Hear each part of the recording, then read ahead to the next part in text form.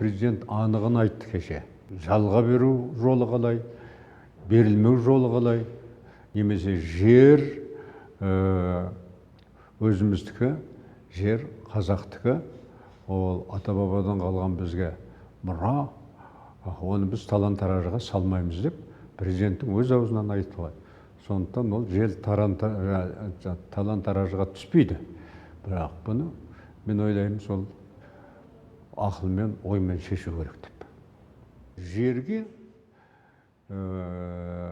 Абылайханның өзі айтып кетті ғой. Жер түрткен адам, жер шұққан ел бай болады деп. Сондықтан да ол жерді әрине өзіміз байлығын көруіміз керек, рахатын көруіміз керек. Ол үшін өзіміз аянбай қызмет жасауымыз керек.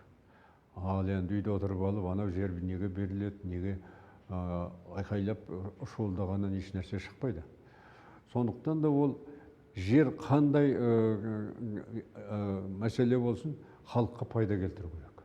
Біздің байлығымызға үлес қосуы керек.